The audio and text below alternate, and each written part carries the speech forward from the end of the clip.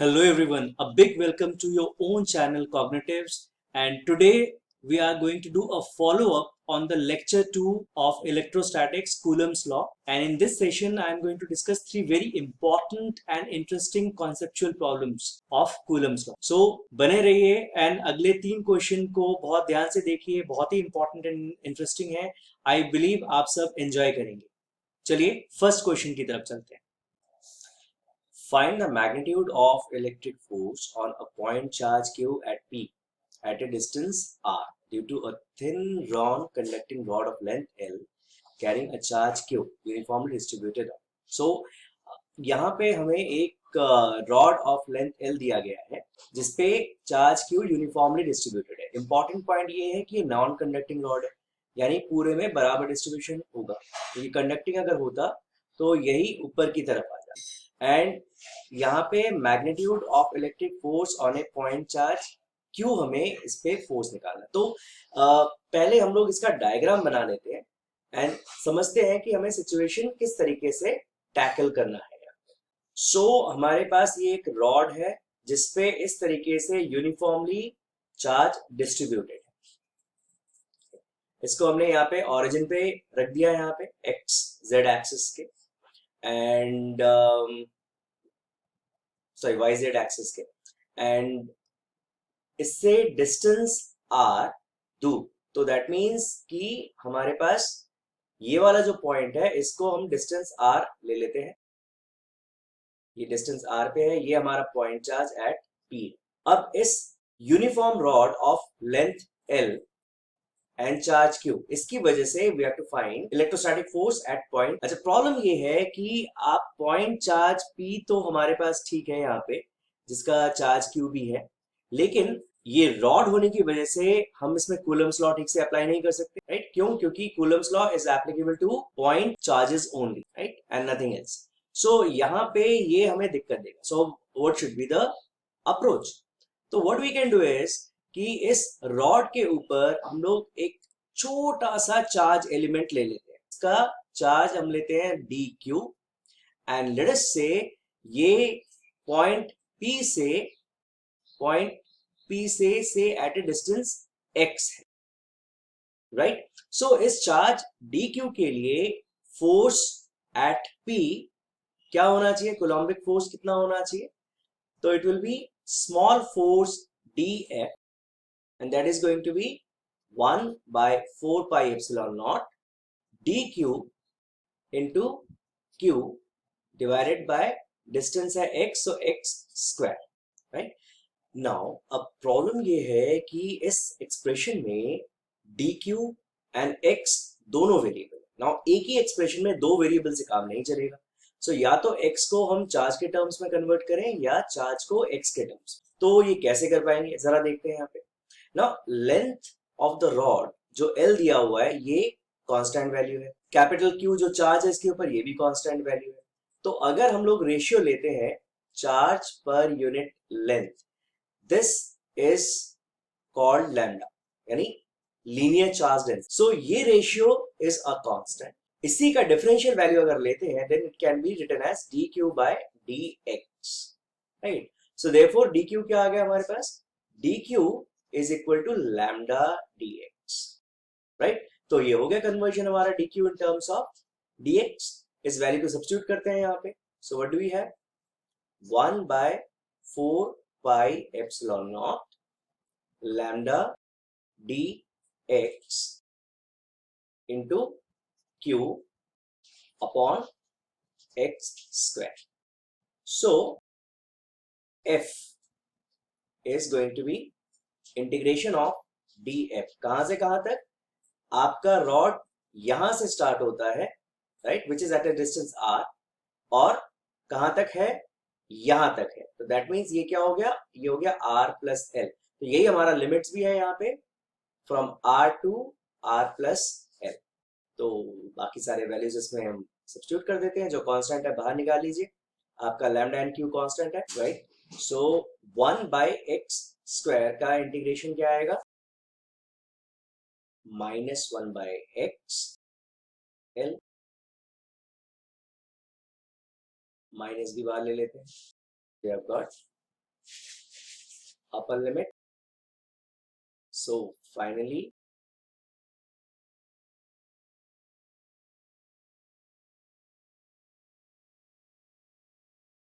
हमारा चला गया, you have minus L left, यहाँ से माइनस इंटू माइनस भी चला गया, तो फाइनल आंसर हमारे पास क्या आ जाना चाहिए, force at point P is 1 by 4 pi epsilon naught lambda cube 12 upon r into r plus L. अब अगर लैम्डा की वैल्यू भी अगर हम लोग सब्स्टिट्यूट कर दें, r into r plus L into lambda was your q by L, तो यहां पर भी हमारा L स्ट्राइक आउट हो जाएगा. So this is your answer. This is your force. Up next question. In this question, we have been given 4 charges, Q1, Q2, Q3 and Q4, all of same value 1 microcoulomb. And they are placed at 4 different locations on the given circle as shown in the figure. What we have to do is we have to find total force acting on Q1 by all the other 3 charges. And we have to express the result in vector form. Fine. So this is a perfect example of your superposition principle. So Q2 will be applying force on Q1 in this direction. Q3 will be applying force on the x-axis in fact, while Q4 will be applying force in this direction. Since the radius given to us is 1 meter, this radius is 1 meter. So we can say that Q2 and Q4 being of equal magnitude, that is 1 microcoulomb, and also the distance of Q2, Q1 and Q4, Q1 is also same. So force on Q1 by Q2 is F1 on 2. Same Q1 पे Q4 की बात करें तो F1 4 होना चाहिए, force on 1 by 4, and ये आपका हो जाएगा force on 1 by 3. Magnitude same होने की वजह से चार्जेस का और डिस्टेंस भी सेम होने की वजह से ये होगा आपका √2 metre. This is also √2 metre from Pythagoras theorem, because बाकी दोनों 1 मीटर ईच है, तो हाइपोटेन्यूस हो गया आपका √2 metre. This is 1 metre, right. तो let us say this is angle theta, ये वाला एंगल भी थीटा, तो इसीलिए इनके वर्टिकली ऑपोजिट एंगल्स भी थीटा होंगे, ये भी थीटा होगा और इधर वाला एंगल भी थीटा होगा. Now, if we resolve F14 and F12, यहाँ पे हम लोग ये देख सकते हैं magnitude of F14 is exactly equal to magnitude of F12, right? And that is going to be simply 1 by 4 pi epsilon naught Q square, क्योंकि same value है, upon √2 का square. मैग्नीट्यूड वाइज ये दोनों सेम होने वाला है, and let us say this is equal to simply f. तो अभी अगर हम लोग इसको रिजॉल्व करते हैं, what we are going to get is y component F14 का इस डायरेक्शन में, एंड उसका x कंपोनेंट भी इसी सेम F12 को अगर हम लोग रिजॉल्व करेंगे तो उसका भी y कंपोनेंट इसी डायरेक्शन में आएगा एंड x कंपोनेंट भी इसी डायरेक्शन, राइट. सो इनके वैल्यूज भी हम लोग लिख देते हैं. This is going to be F14 sine theta और सिंपली F साइन थीटा, तो ये हो जाएगा हमारा F साइन थीटा, क्योंकि हमने 12 एंड 14 के मैग्नीट्यूड को सेम F के बराबर लिया हुआ है.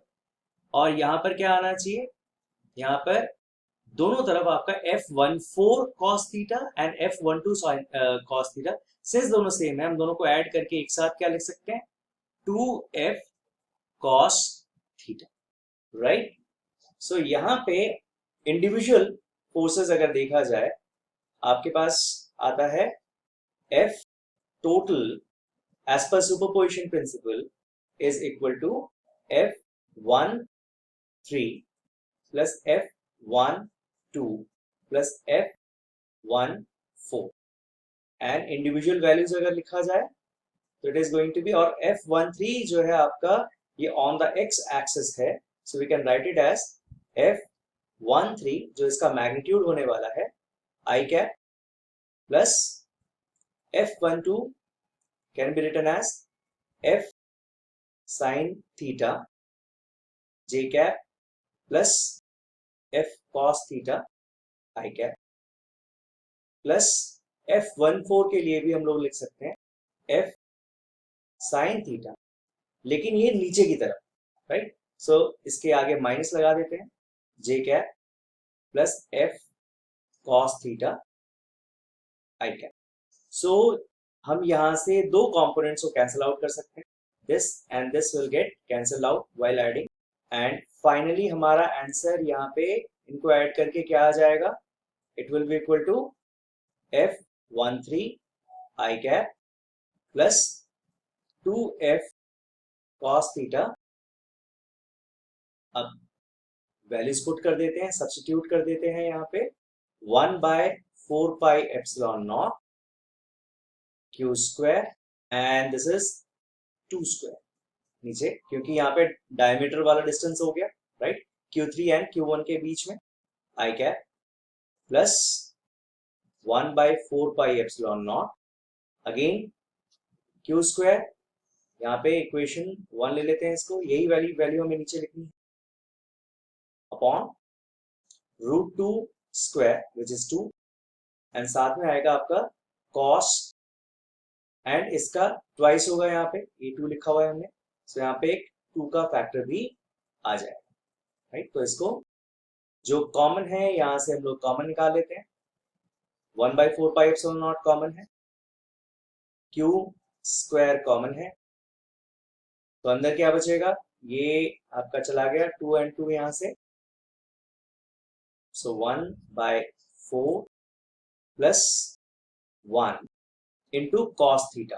तो as per the diagram cos theta हमारे पास क्या है, base upon hypotenuse, that means 1/√2, तो 1/√2 I कैप, सारे वैल्यूज पुट कर देते हैं, 1/4 by epsilon naught is 9 into 10 to the power 9, Q is 1 microcoulomb, तो Q स्क्वायर हो गया 10 to the power -12, अंदर है हमारे पास 1/4 which is 0.25 plus 1/√2 which is 0.71.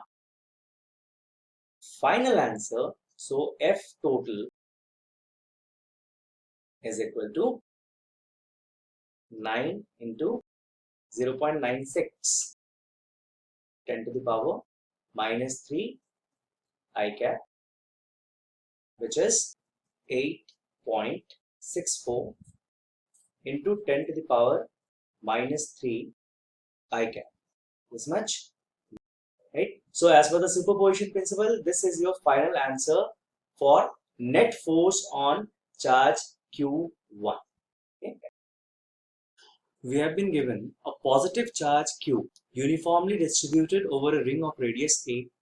A particle of mass m and charge -q is placed on the axis at a distance of x.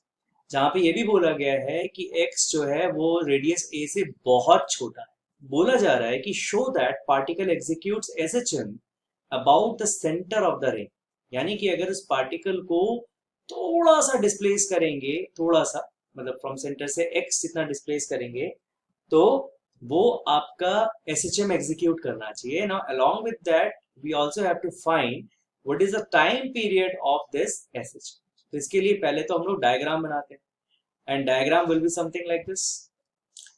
सो यहाँ पे हमारे पास यूनिफॉर्म रिंग है जिसमें यूनिफॉर्मली चार्ज Q डिस्ट्रीब्यूटेड है, रेडियस हमें A दिया ही हुआ है इसका, एंड सेंटर से, सेंटर O से थोड़ा सा डिस्प्लेसमेंट हमने x किया है इस पॉइंट चार्ज का जिसका मास m है और चार्ज जो है -q है। नाउ -q है तो ऑब्वियसली इसका फोर्स अंदर की तरफ डायरेक्टेड होगा, टुवर्ड्स द रिंग डायरेक्टेड होगा, वो पॉजिटिव और ये नेगेटिव है। नाउ ओवरऑल अगेन रिंग पे हम लोग कूलम्स लॉ अप्लाई नहीं कर सकते हैं, because Coulomb's law can be applied to point charges only. तो क्या करें फिर हम लोग इस पूरे रिंग पे एक छोटा सा चार्ज एलिमेंट ले, मान ले यहाँ पे हमने इस पे एक छोटा सा चार्ज एलिमेंट ले लिया जिसका हमारा चार्ज हो जाएगा dq, राइट। अब जो फोर्स dq अप्लाई करेगा on this minus q charge, point charge पे, उसका डायरेक्शन जो है टुवर्ड्स dq ही होगा, मतलब ये डायरेक्शन होना चाहिए उस फोर्स का। एंड इस फोर्स का वैल्यू होगा df। लेट अस से ये एंगल थीटा बना रहा है x एक्सिस के साथ, and this is constant because x for the given moment x constant है और आपका a भी कांस्टेंट है। तो ये हम r ले लेते हैं इस डिस्टेंस को, and r is equal to clearly यहाँ पे under root of a square plus x square. अगर देखा जाए तो डायमेट्रिकली एक और ऑपोजिट साइड पे, डायमेट्रिकली ऑपोजिट पे एक और एलिमेंट हम लोग ले सकते हैं, ये भी आपका dq होगा, एंड यहाँ पे भी आपका चार्ज इसी तरीके से dq की तरफ आपका ये फोर्स अप्लाइड होगा और ये भी आपका df ही होने वाला है। ऐसा क्यों किया हमने? Because now if you resolve df को, अगर हम लोग रिजॉल्व करते हैं तो एक कंपोनेंट तो वर्टिकली ऊपर की तरफ है और एक कंपोनेंट आपका टुवर्ड्स द सेंटर। सिमिलरली नीचे वाले अगर हम df को भी रिजॉल्व करते हैं, ये आपका दोनों वेक्टर्स हो गए, नीचे वाले df को अगर हम लोग रिजॉल्व करते हैं तो एग्जैक्टली सेम चीज हम लोग देखेंगे।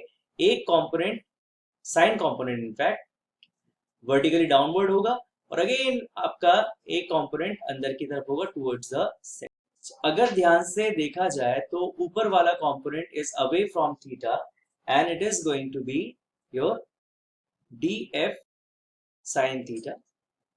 So is the lower component also, this is also df sin theta. df का मैग्नीट्यूड सेम होने वाला है, right? तो अंदर वाले जितने भी कंपोनेंट्स हैं ये सब हमारे df cos theta कंपोनेंट्स होंगे। सो दैट मींस कि सारे cos कंपोनेंट्स एक साथ ऐड होंगे एंड जितने भी sin कंपोनेंट्स हैं डायमेट्रिकली ऑपोजिट dqs के, वो सब एक दूसरे को कैंसिल आउट कर देंगे। सो टेक्निकली आपका नेट फोर्स जो है, this is going to be integration of df cos theta. Now for the time being theta is constant, एक particular point पे at least theta is constant, so we can say that it is going to be cos theta into integration of d, right?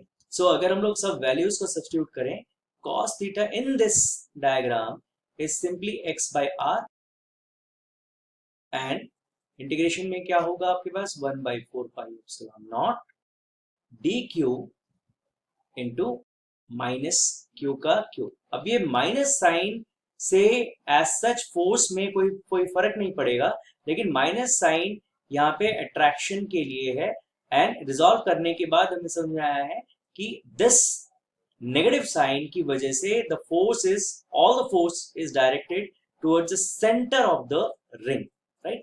The minus sign here means attractive force. This upon r square, that is a square plus x square. Except dq everything else is constant here. तो यहाँ पे भी हम लोग चाहें तो r की value substitute कर सकते हैं। फाइनली हमें क्या मिलेगा यहाँ पे, outside the integration part, x cube upon 4πε0 a square plus x square. Now यहाँ पे एक और है, r is nothing but under root of a square plus x square, so whole power 3/2 and integration dq, कहाँ से कहाँ तक, 0 to q, right? तो फाइनली हमारे पास क्या आ गया, 1/4πε0 q टाइम्स q और नीचे a square plus x square whole power 3, right? This whole thing times x.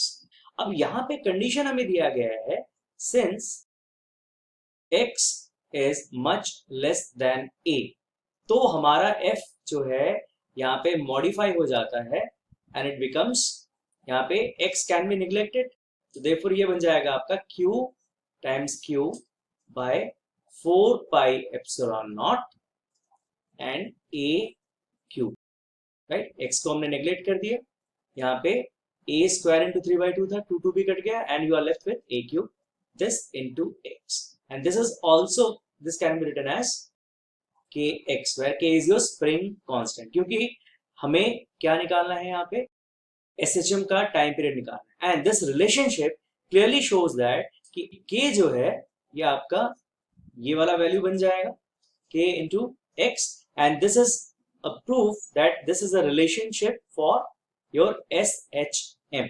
यहाँ पे चूंकि माइनस था तो अंदर की तरफ है, तो F अगर हम माइनस साइन यहाँ पे अट्रैक्शन के पॉइंट ऑफ व्यू से बोले तो यहाँ पे ये आपका इक्वेशन ऑफ SHM को यहाँ पे प्रूव करता है.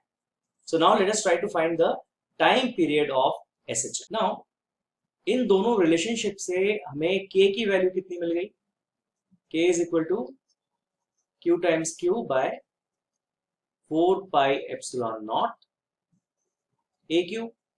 Now time period t is equal to होता है 2 pi by omega, and that is 2 pi into under root of m by k. So k की वैल्यू हम लोग यहाँ पे सब्स्टिट्यूट कर देते हैं, तो हमें क्या मिल जाएगा, 2 pi under root of m by k, तो यानी 4 pi epsilon naught a cube m, denominator ऊपर आ गया, this divided by q times q. So this is finally your time period of the SHM asked in this question. A big thanks for watching this. Hope you liked it. Please keep sharing, liking and following the content. Big support from you guys will always keep us motivated. Thank you.